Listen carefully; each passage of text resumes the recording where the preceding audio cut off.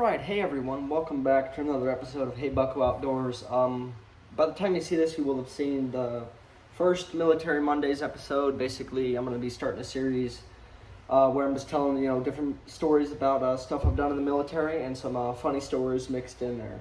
So the first one, if you haven't seen it, go check it. It's down on the channel feed, probably a video or two before this.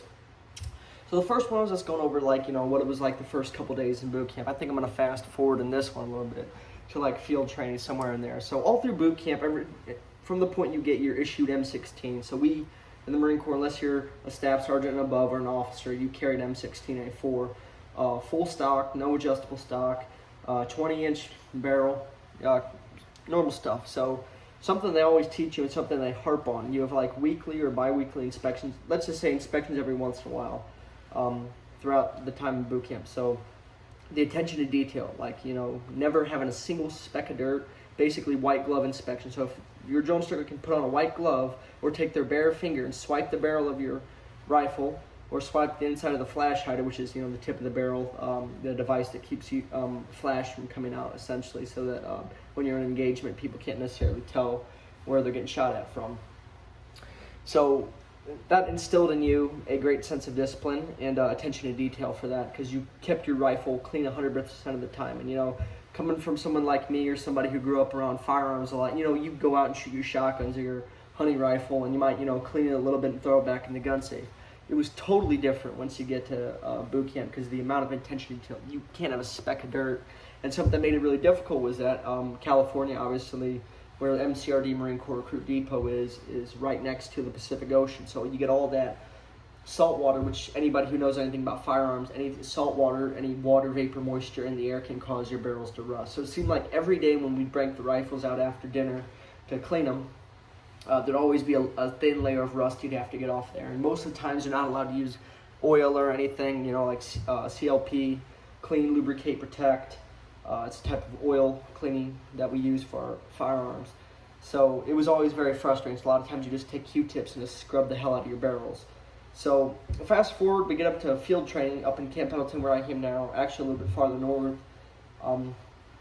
We get on the rifle range, and the first couple weeks of up in field training, you're learning land navigation, which I was pretty good with already. I had been a land surveyor for a couple years before, so I was familiar with a lot of stuff they were teaching us. But you're always carrying your rifle on you, it seems like, and that you still have the added responsibility of every night you have to clean that rifle. So when you finally get to marksmanship training, which the Marine Corps is extremely good at, I'd probably give kudos to the Marine Corps on that. I'm obviously not experienced what the Army, Navy, or anybody else does, but the first week of marksmanship training is called, Grass Week, that's it. And it's essentially just teaching you the fundamentals, which somebody who shot, you might be like, oh, I know how to shoot, but you do, but you don't know the Marine Corps way to shoot. So some of the crazy things they show you how to do is stabilize. So we didn't have any bipods or anything crazy like that. You had different ways you'd hold the rifle: standing up, sitting, kneeling, laying down, etc. But you couldn't have any added artificial support. So if you're standing, you're going to hold your rifle, wrap the sling around you. I don't obviously have a rifle to show you, but do it to where it's stabilized. And a way they would implement that in boot camp, you'd take a very thin pebble. So imagine a skipping rock. If you ever skip rocks at a creek or a lake or something, you would have to aim at these barrels we had that had little outlines of the targets we be shooting at. So circular targets, body size targets, stuff like that. And you'd be aimed down on these things. For example, if you're in the kneeling position or the sitting position, standing, laying down, everything, and they'd lay that rock on the tip of your barrel. And the goal was for you to be able to control your breathing enough and control your trigger enough so when you pull the trigger, that rock does not come off the barrel. And if your rock came off the barrel, you'd have to do it X amount more times until you could get down the repetitions to where you could stabilize yourself without any artificial support and be able to be that stable to keep the rock from coming off. It's crazy. It's a lot of fun. I thought I knew how to shoot. I obviously can shoot a lot better now, having gone through that. But when you're doing it, you're like, how the hell is this going to make me shoot better? Because you're aiming at a metal barrel with these little bitty targets on it. And so you finally get out to the rifle range, and all that stuff starts to kick into place. You get out there and you shoot M855, which is a green tip to 5.56. And I'd shot out to some distances before, but in the in marksmanship training and rifle qual Marine Corps wide, You've got a couple different types of shooting. I won't get into all of it, but you've got like 200 yards, 300 yards, and 500 yards in different positions, standing, sitting, kneeling, etc. So it's crazy though, like the amount of stuff they implement into your head, like where you just learn that rifle discipline and be able to stabilize yourself at 200 yards. You're like, man, this is a piece of cake. And as you slowly start backing out to like 300 yards and you're in the sitting or you're in the lane down, you're like, man, I'm a lot better at shooting than I thought I could ever be. And once you finally get out to the 500 yards, in the Marine Corps, we have in military wide, I'd guess by now, we have something called RCOs, Rifle Combat Optics. So it's basically a 4x32 optic, so 4 power, which you're like, oh, you've got a scope, and it should be really easy to shoot. At 500 yards, your target's like a man-sized target. So imagine like a normal, what they told us was a normal body width. So from here to here is basically 20 inches. That was the size of the target. And your goal is to shoot within this black circle in the middle.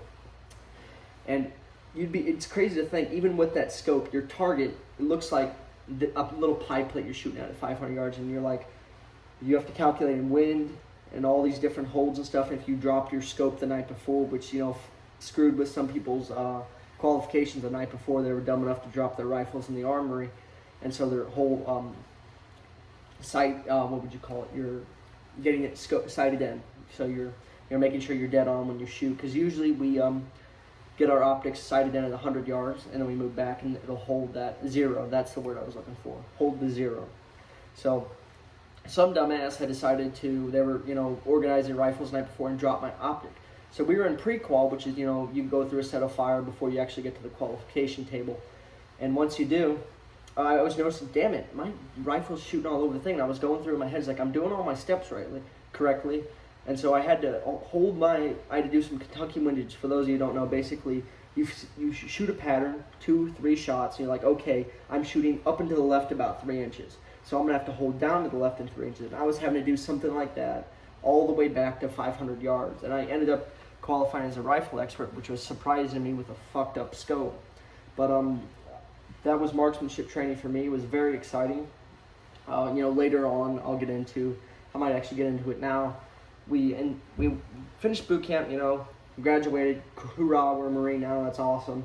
Got to combat training. And basically, in the boot camp, you do table 1, which is basically just, seeing how well you can shoot in a static position. Table 2 is, moving targets and stuff like that. But once you get to combat training, you've got all these different tables of fire. And when I mean tables of fire, different ranges you shoot. So like different unknown ranges in combat training, night ops when you're using night vision, a bunch of crazy stuff. And I think I'll get into that more in the next video. But basically in combat training, we had, I think, 4 different tables of fire at unknown distance. So basically your RCO, I might actually drop in a little picture of it at the end of this video or before. It just depends on wherever I put it. But it's got a little, like an arrow, let's say. So you've got the little chevron coming off of it, like a chevron like you see on like a rank, and it's got a little spine coming down. And then after the spine, you've got these little horizontal lines. So for the RCO, the tip of the chevron's, I believe, 100, crotch is 200, the bottom of the little post right there is 300, then you've got different lines for different ranges. And so essentially what you would have to do is figure out where those little horizontal lines, if they line up for the target. So say if the target you're shooting at, which is a man-sized target, is at 500 yards. Well, in theory, if that thing is at 500 yards, you don't know the distance. The little horizontal line on your scope, your RCO, is going to match up perfectly with the width of the target, and so on and so forth with different yards, which is crazy, but you really learn pretty fast on the capabilities of your issued rifle. And most people think 5.56, which is a 22 caliber bullet, 62 grains. You think, oh, there's no way that thing can hit out past 200-300 yards, but you'd be honestly surprised some of the knockdown power, because these targets we had, they were like spring loaded, so the round would hit them, it would impact, and it would drop the target, then it would come back up, kind of mechanized in a sense. But it was really crazy to see just how effective that round was. And I hadn't been too big of a fan of 5.56 before. I was always like a big bore cartridge guy, 6.5 Creedmoor 308, but it definitely changed my perception on the effectiveness of intermediate cartridge, wow, words are tough, cartridge lengths, 22, 223, 5.56, 224 Valkyrie, stuff like that. So I think that's where we're going to wrap it up today. I think next I'll probably get into some of the stories about combat training. Had some really good times there with a lot of good buddies of mine. And yeah, so thank you guys so much for watching. Please do me a huge favor and smash that subscribe button if you haven't. And I love you, and I will see you next time.